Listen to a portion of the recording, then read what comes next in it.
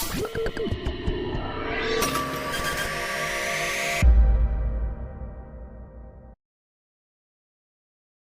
everybody. Welcome to Naza Circus. How are you guys doing? I feel like I haven't spoken to you in ages. Life has been busy. Everybody's trying to round up a very hectic year. So I wasn't able to post last week. This is also going to be my last post for the year. So it's just a post to just go through different episodes briefly and just round up. So I'm going to start from my first episode.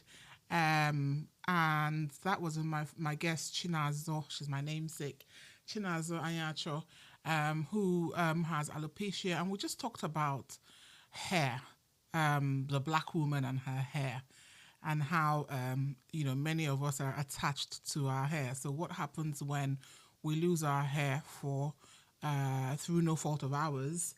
Through health issues, what does that do? Does that mean we're no longer beautiful because we don't have our hair?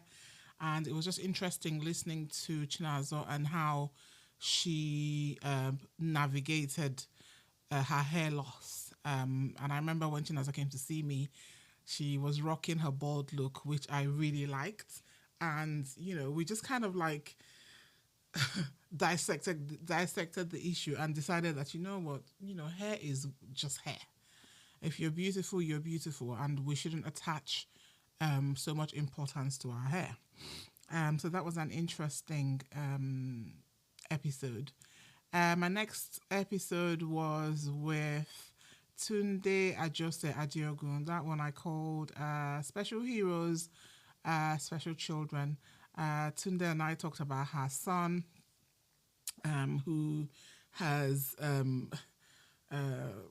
additional needs. I mean, some people say special needs, some people say additional needs, and her journey from when she found out and how she's been able to cope with him, parent him, show him love, and what she would like to see from society. People need to be, show more empathy, especially as our people, black people, Nigerian people. When you have children with special needs, what do? Do you hide them away as if they've done anything, or do you let them live their best lives?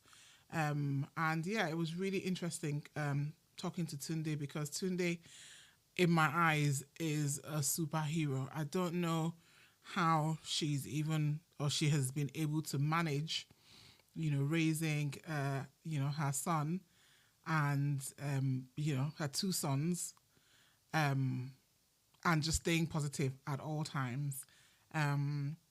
Yes, her son is called Ayotunde. I was trying to find my right. Her son is called Ayotunde, and mom has done an amazing job. And yeah, it's just about a story about, learning how to parent your child regardless of what's going on. And, an interesting thing Tunde said was also how other parents with children who have additional needs also have to be considerate of other people. And she gave an example of when they went out to eat, and she went out with a friend whose child had additional needs, and the child the child was making noise, and Tunde, was saying, we need to leave. And her friend was like, no, everybody has to get used to it. But Tunde explained, we have children with additional needs, but does that mean we need to subject everybody else, to what we're going through? So it was really interesting and very raw and heartfelt. Tunde is amazing. Yeah. So my next guest was Duchess Ify.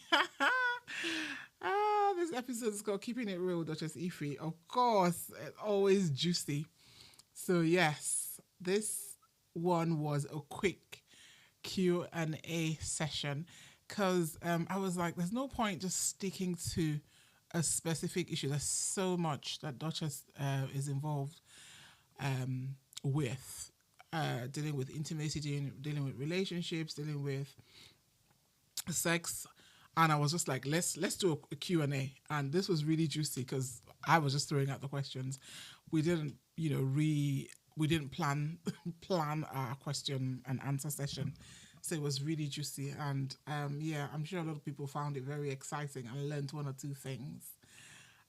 Next episode called Open Homes, Open Hearts. My guest was Nkiruka Onyido. Nkiru is amazing. Nkiru is a foster carer, um, and we just talked about her journey, what led her into being a foster carer. Obviously, we know there's a shortage of black foster carers in the UK. There is a massive shortage. And, she just talked about her journey and what it entails. One thing about Nkiru is Nkiru will always keep it real with you. So she talked about the challenges, obviously opening up your home to, you know, strangers, really. At the time we went to record, she had a mother and her children staying with her. And so we just talked about that, the challenges, and what makes her continue to do that work, because she says that she's sure that that's going to be her. She doesn't plan to stop. What drives her, and what fulfillment she gets from it. And obviously, Kiri was encouraging anybody, any of us. If you have a home, you have additional room, why not open it up and help these children or these families that need help? So that was really good. At the time, Kiru did say that she was writing a book, so I'm going to chase her about that book to see if she managed to print it. Everybody's busy, so it may or may not have been printed. But yeah, really, really, really, really, really insightful talk I had with Nkiru. Next episode was with Tobore Emohokbo. I'm sure I'm not pronouncing it well, but yeah. Tobore is the founder of Nigerian Women in UK. Massive, massive organization.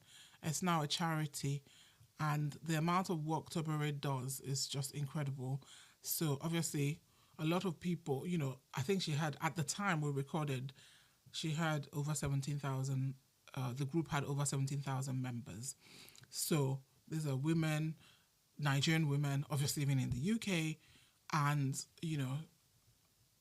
the issues that are dealt with range from regular issues like childcare to people who have just come from Nigeria trying to get a certificate of sponsorship, people having immigration issues, family issues, safeguarding issues, just domestic abuse. The list is endless. And I sit on the board of advisors in this group, and it's amazing. It is amazing, and I know that the group recently received a recognition. I can't remember the organization who gave that recognition, but Toberi does amazing work. I don't even know how she's able to run the group and still deal with her regular everyday life. She's a wife, she's a mother, and yeah, Toberi is superhuman. So next episode is diaspora marriages. My guests were Jenny Okafor and her friend Carol Ene. And here we just talked about, people, the marriages here. Why are they breaking down? Because I think this year, the beginning of this year, there were so many issues about marriages breaking down here in the UK. Like late last year and this year in the UK, in America, marriages breaking down, people calling the police, women throwing their men out, men throwing their women out, some men removing their wives off the certificate, their dependency as a dependence, the immigration application, the women doing it, just a whole lot of chaos. So we just sat down, we're just talking about what the possibilities could be. What's happening? What's causing the breakdowns? And there were so many different options, not options, there's so many different possible causes. I'll call it that. Possible causes. Some it could be you go back home, marry somebody, bring the person here. The person comes over. It's a new environment. They're trying to juggle being here. You're trying to juggle. It's just a whole mess. Sometimes the women bring the men here from Nigeria. The men come here and want to assert the I am a man situation. But no, in this economy, most couples work, man and wife, um, and men have to pick up a bit more household chores and child caring chores, which causes problems and friction. There's also the bit about the women who in Nigeria maybe were not the breadwinners. They now come over here, they're the breadwinners, and they're struggling to their heads swell up because they're now earning more than the men and they want to pepper the men, especially if the men were not good, nice to them in Nigeria. So many. That was a really juicy one. And yeah, so it was nice. It's always fun. Speak if you know Jenny Okafor, you would know what I mean. Jenny is hilarious and she's very outspoken. So I do enjoy whenever we record because she just keeps it real. The next one is talking mental health. I had Dr. Nkechi Pemberton-Mola. Dr. Nkechi, I call her Senior Nkechi. She was my school mother in secondary school. She's a practicing psychiatrist. So we just talked about mental health. And we know that within the black community, it's a taboo. Oh my God, somebody has mental health issues. But most of us have one thing or another going on. Some are worse than others. Some are easily identifiable. Some are not. We talked about the possible causes, drug use, and, about parents trying to, be more attentive to their children. Just so many things, and how we shouldn't really see mental ill health as a taboo. In case she schooled me on, I think we're talking about the ones that are triggered by external factors and the ones that are triggered by, I can't remember the wording she used. I don't want to say hormones because I probably will get it wrong, but not external factors, things that are imbalance. Yes, I think she called it chemical imbalance. I think that's what she called it. So yeah, it was really interesting. If you have somebody close to you that has mental health issues, then you will learn to be more understanding, and you would want to learn a bit more about it and how you can support, and you won't be quick to judge. My next guest was Adeze Smolarek.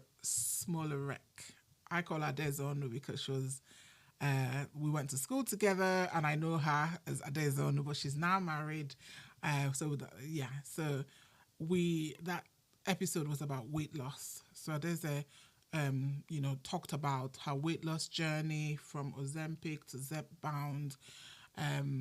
What people should know. That was very interesting. I know quite a few people who are now on the weight loss medication. Some of them are vocal, some of them are not vocal, and that is a personal choice. Adeze is vocal. She talks about her journey and educates people. So that was very interesting. Yes, that topic is very controversial. The weight loss, the weight loss journey. Yes, and Adeze also, talked about her YouTube channel called Being Mrs. S, where she talks, more about her weight loss journey. She has episodes about her weight loss journey. So, yes. Okay. The next one, guys, be patient with me. I have done such a good job this year with my recording, so I'm just trying to go through everything. Next one is superheroes. My guest was Dr. Aderonke Kujere. Oh my God, Ronke is phenomenal. So, Ronke talked about her journey from how she opened an orphanage in Kenya and how, her organization in Nigeria, Aderonke Foundation, and the work that they do. They're trying to make her goal, her aim, is to make sure that every Nigerian child can read. So we talked about how much work she's done and the project that she has, the library project, which, you can sponsor a library in your hometown. They go there, they set up a library and, try and get the children in your community to learn how to read. Ronke is amazing. I can't even begin to. I can't even. I can't even finish talking about what she's doing. But yeah, that was a very interesting one. Um, then the next one was superheroes Omololu Magical Dumi. Yes, Omololu is based in America. He's the founder of Triumph Therapeutics, and what they do is offer pediatric therapy. Um, I decided to record this podcast with Omololu because my nephew is autistic, and part of what his organization, part of what they do is to provide, therapy and support for children with all these, sorts of issues. Um, and he talked about how he got into that area to begin with, and all the amazing work that they do. And how important it is for parents to access therapy for their children, to give them the best chance of living a rich and fulfilled life. Mololu is another amazing person, very funny, very, very funny. I enjoyed that one. Next one, Japa Chronicles, with Emily Fasuan. Is it Fasuan? Yeah, Emily Fasuan. So Japa Chronicles, I think that's one topic I know that I would continue to talk about, because we constantly have people coming in from Nigeria, which, we call it Japa if you leave Niger and come here. And the issues, the challenges that the Japa community face, I guess most of us here were once Japa people. If you came here, saying that some of us came to study, so I don't know that we were fleeing Nigeria. So I don't know. I'll take that back.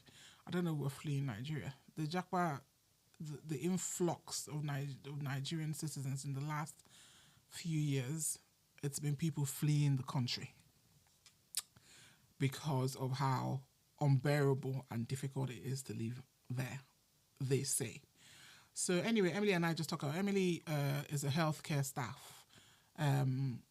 So we talked about her experience working in the in the health industry, and working with Jakwa people. It was very interesting, very interesting. And we focused on, the healthcare assistants. That was our main focus. And I decided to record this episode because there was an incident where a healthcare staff from Nigeria had only been in the job for, I think, a few days, was now left in charge of an elderly white man, and a video surfaced of how she was just awful to him, hitting him and everything. I mean, he passed away a few days later. So obviously the case went to court. It wasn't said that what she did caused his death, but it just highlighted, how terrible she was to him. And Emily and I discussed, the safeguards that should be actually put in place. Good training, good supervision, proper training, not the one that you just go do one day and become a healthcare assistant. Real proper training, supervised. Then, she suggested then even when you start caring for people, you're still supervised before you're now, left to care for them alone. And, we discussed how all these agencies, some of these rogue agencies, take money from people, pay them peanuts, keep the rest of the money, and then expect them to do crazy shifts. Yeah. So, no, that was a serious one, because it's many people that come from Nigeria these days start off as, they do care work, because I think that's the quickest, maybe an easiest route. But Emily also raised that, this certificate of sponsorship that everybody runs to care work to do, you can get it in other jobs, but I guess it's not as common. So, you get somebody who was a banker in Nigeria, they come over here and they become a carer. Like, how does that even work? someone that had no experience in that industry. So it was just banter, just talking about, possible things that could be done to just minimize, um, those sorts of stories. People just not having any um, job fulfillment, just working because you have to work, um, not having any fulfillment. So yeah. Then yeah, the next one, my child was my guest, celebrating the girl child. So I sat down with my child. Um, Nwadito Egwatu, I call her Mama. And we just talked. We just talked. Just so much banter.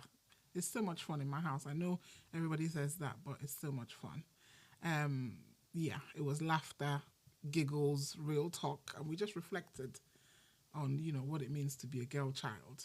And I guess in turn, for me, being mom to a girl child, you know, it was really good. I would say that was my favorite episode, but I know everybody's gonna say, yeah, of course it's gonna be that's your child, but it really was. Yes. Um Next one, kidney failure.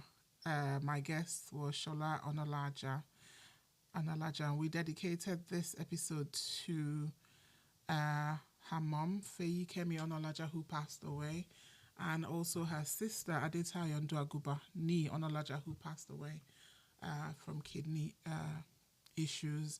So it was just a life in Shola, a day in Shola's life. We just talked about how she found out she had kidney, failure, what led to it, um, and her everyday life. Shola has been on dialysis for 18 years. People, 18 years. We just thank God for the National Health Service in the UK. I don't care what people say, but Shola, the National Health Service, I would say is just amazing. We like to criticize the National Health Service, but if we didn't have it, I don't know where many of us would be. Yes. So Shola, we just talked about Shola's life, and it was, and we learned. I learned so much. I learned so much from that episode. She was, diagnosed with high blood pressure. That was the main thing, and from there, she was told that her kidneys, both kidneys, had failed. Shola is amazing. Like I would say that from sitting down and talking to Shola, it really gave me first-hand clarity on how many of us don't even know how lucky we are. You have a headache, you complain. You have the flu, you complain. You have minor things, you complain. But there are people who are living like real life with real life issues where you have to, have dialysis how many times a week just to stay healthy. So yeah, that episode was to really raise awareness um, about kidney failure. And what brought that episode up was my musings on organ donation. That's how that episode even happened with Shola. So I had done a musings on organ donation, like just encouraging people to even think about it. And after that, Shola had listened to that and she contacted me and we did that. So yeah, Shola, you are amazing. I thank God for your life. And yeah, let's keep praying for that donor that will match. Yes. My last guest is Robin Brown Obot. And that episode is called The Other Mommy. I had to split this episode in two parts because it was Robin and I, the conversation was, we were just like talking, and so I had to split it in two parts. But basically, Robin and her husband adopted a child from Nigeria, and so in this episode, Robin talks about her story. You know, she had 3 miscarriages, very obviously painful emotionally and physically, and she then decided to adopt. She and her husband decided to adopt. Robin ended up decided to adopt from Nigeria because she felt, you know what, why not? Why not adopt from Nigeria? And she just tells her story. Robin, if you know Robin, Robin is so funny. Robin, I don't even know how Robin was able to tell me the story because many times during the recording, I was just staring at her in shock from what she was telling me, especially about the miscarriages and then the challenges she had when she went to Nigeria and tried to come back with her daughter and couldn't come. It was just a mess. But Robin, um, we talked about adoption and how I don't know why a lot of people who adopt um, from our community, they keep it hush hush. Yes, hush hush, and you know, I don't know what is right or wrong. It's not for me to say, but if I adopted, I wouldn't keep it hush hush. But that's me, and it's not my podcast is not about me shoving my views down anybody's throat. But we just talked about that and how I think the law in the UK is changing where or has changed where if you adopt a child you have to tell the child that they're adopted. So we talked about that a little bit. But yeah, Robin, amazing. This episode, Robin kept it real as it was just real. It was just so real. And I enjoy that. So yeah, this episode I'm recording, I'm just trying to just say thank you to all my guests. I keep saying this, but people just think recording a podcast is very easy. It's easy if you're recording a podcast and you're just talking about any and every topic. Then it's easy. You can just get anybody to just talk. But if you're trying to talk about issues that are that have a bit of depth, then you may struggle with guests, especially especially within our community. So many of us go through issues, but Nigerians, many of us are very reserved. We don't want to share what we're going through. So people are going through things and nobody wants to share anything because we all want to appear perfect. So it hasn't been an easy journey. This is my second year now. Yes, guys, my second year recording with, as a podcaster. As a podcaster, this is my 50th. So Robin was the 50th episode. It's the 51st episode. And it's been amazing. Next year, so I did do quite a few musings this year. Let me just pick the ones that I want to just touch on very briefly. The first one is, let me see. I'm not sure. So I talked about Lent, and how, people observe Lent, but why? Why do you observe Lent, give up something for 40 days and then go back to it? What's the point? Why don't you just, instead of trying to just go through, oh, I'm observing Lent, why can't you just infuse that into your life? To a degree. Yes, obviously Lent, you give up something totally. But if, for example, you're giving up, for example, drugs, drugs, and you're going to pick it up after 40 days, like what is the point? So yeah, that was just that. My musings are really, as I say, just my musings. It's just my thoughts. And I tend to just jump on the equipment and just record once something comes to my head. So, and I have to get it out. The other musings was cremation. Cremation is a very touchy topic for a lot of our people. I know that, but I don't know why it is, because for me, it's not. It's very simple. We are all going to die. When you die, how do you want your body to be disposed of? I mean, for want of a better word. I want cremation, some people don't. So I was just giving my own view on cremation. This one, I had so many people just telling me, oh my God, no, I don't want to be cremated. And it was just too funny.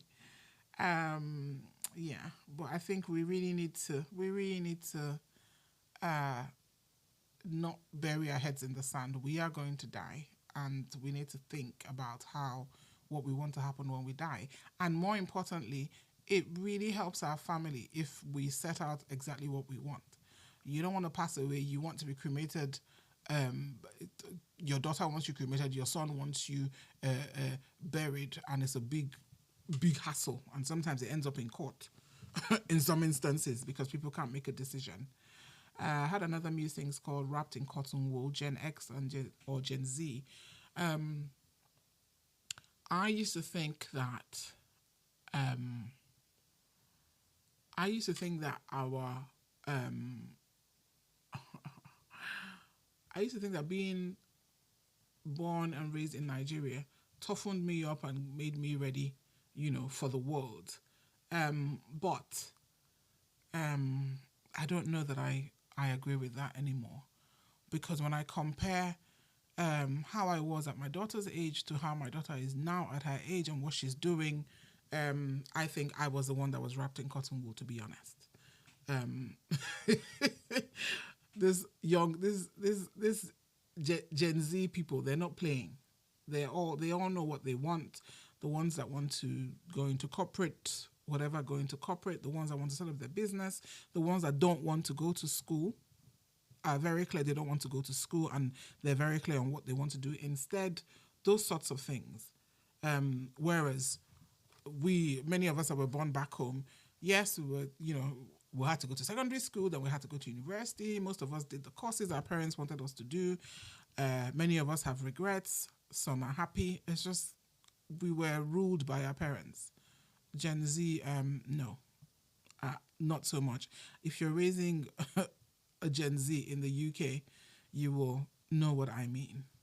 With my daughter, I just let her make her choices, and I'm there to, give my 10 pence and support as best as I can, but then I step back, which is total opposite of parenting back home. Well, certainly when I was parented, when I was young. I'm still being parented, actually, because our parents never think that we're fully grown. Next things that I did was single mothers versus single fathers.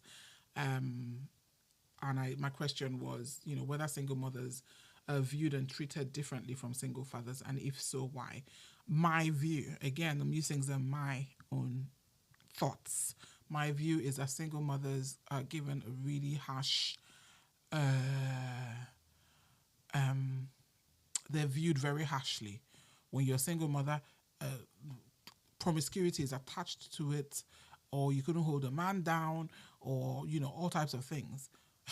Negative things, whereas single fathers are glorified. That's my own opinion. And I think in that meetings, I even said that I am part of the people who I'm always very impressed whenever I see a single father. I'm like, oh my God, he's a single father, he's caring for his child, he's there for his child. But why not?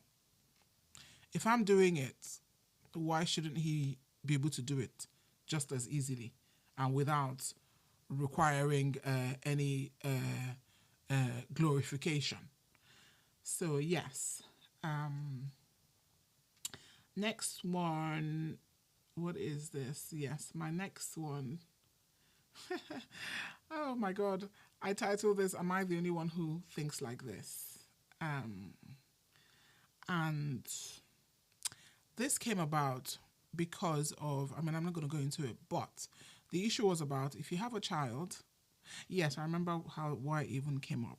As a celebrity in the UK, is he a celebrity? Okay, yeah.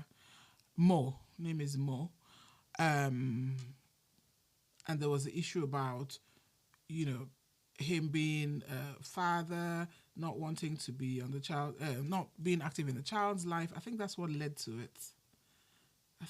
I may even be wrong, but I think that's what led to it. But anyway, the bottom line of this was I was saying that is the issue of putting the child's father's name on the birth certificate. And I was explaining that if you're unmarried, you're in a relationship, you fall pregnant, he tells you he doesn't want the child, you go on and have the child, should you be expected to put his name on the birth certificate? The man said he doesn't want a child. It was very clear. He said to you, I don't want this child. You go on and have the child. some people put their names on the birth certificate and then expect the man to play father when he told you he didn't want to be a father. Some people don't put the man's name on the birth certificate, and society hounds them for not doing that, as if putting the man's name on the birth certificate automatically grants the child a father. Not really. The child obviously knows who their father is. Does he have to have his name on the birth certificate? I don't know. And also, being a family lawyer, I've seen so many cases where this sort of scenarios where the man is not interested, the woman goes ahead, she puts his name on the birth certificate. The man one day wakes up and decides that he wants to be a pain, and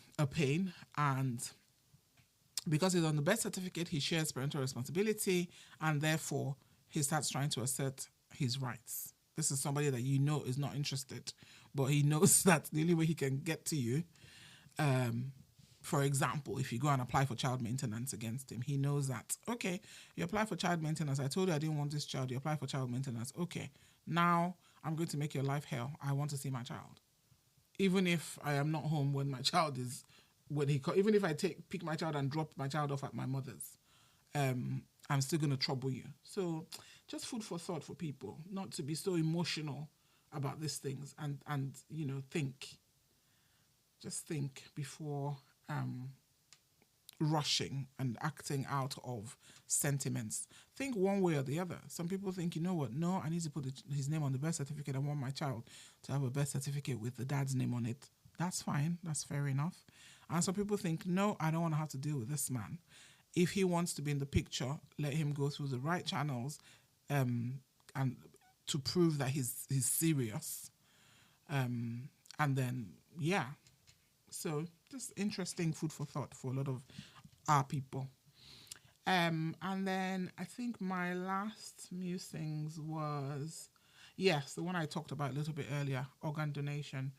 And I talked about statistics from the National Health Service, the donor website, and how the statistics are shocking, and how, I can't remember the percentage, but a huge percentage of the donors, I'm just looking at my write-up. A huge percentage of donors, so people who donated organs to black people, are in fact white people. And statistics show that it's, I don't know how to put it in medical terms, but it's better to get a donor from your, so if you're black, it's better to get a donor that's black. I think the better chances or something. Can't remember the terminology. Don't quote me, but you get what I'm trying to say. So yeah, it was just about encouraging people to think about organ donation. And this one was so funny to me because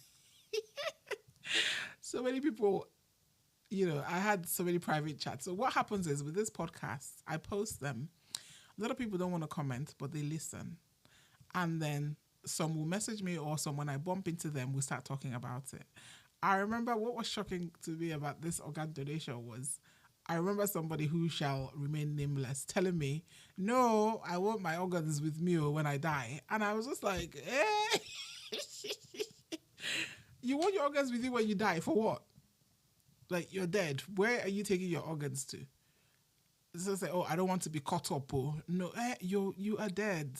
Like, you're dead. You're no longer, you're dead. So why do you care? Oh, someone said, I want my organs with me when I go to heaven. But if you're going to heaven, I'm sure God can give you 10 kidneys instead of one. So yeah, it was interesting. The issue was not to convince anybody to donate their organs. It was just to get people to think. Because so many people also told me that they hadn't even thought about it. And I know that's why it's good to do these things. Just record this podcast, just to get people to think. If people can even start thinking, then maybe, who knows? And people told me, no, I haven't even thought about it. So for me, I achieved a lot by that particular musings. If people can actually even start thinking. Because, if you are in need of an organ, you go on the list and you're praying to get an organ. Whose organ are you praying to get? You don't want to donate yours, but you want to receive somebody else's. Like, for me, there's a lot of hypocrisy in there. But yeah, let me not even get into that. So I am an organ donor, and I hope that people get to think about organ donation. Yes, guys, this was meant to be. I say this all the time. This was meant to be a very short 2025 wrap up. And look how long I've been talking. Um, to all my guests, and when I post this, I'm going to post people's pictures so people can see uh, who they've been listening to if I didn't post the episodes with their pictures to begin with. But to all my guests, I just want to say thank you for sharing. It's not easy to come out and open up yourself, especially if you're talking about something that a lot of people don't want to talk about. It's not easy at all. Um, and even if you're not, even if you're just lending your time, thank you so much. We're all very busy. So for you to, some of you have even come to mine to record. And that's just, I'm just so grateful. I don't take these things for granted. Thank you. Thank you. Thank you. Thank you. For 2026, nothing is going to change. I'm just going to keep recording.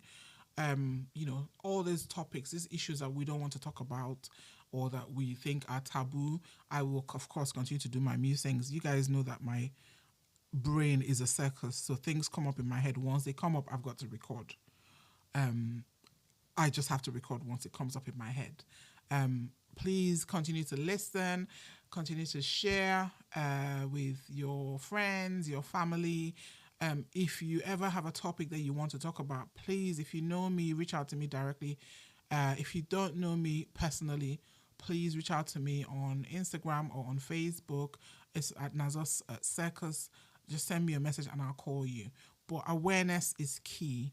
And I feel like a lot of things that we like to class as taboo, they're not taboo. People are going through things, it's just not talking about it. And the only way to destigmatize things is to bring them out in the open. It's out, so what are you going to say? It's out. And the more we talk about it, the better for all of us. Some of us will have children growing up in this community.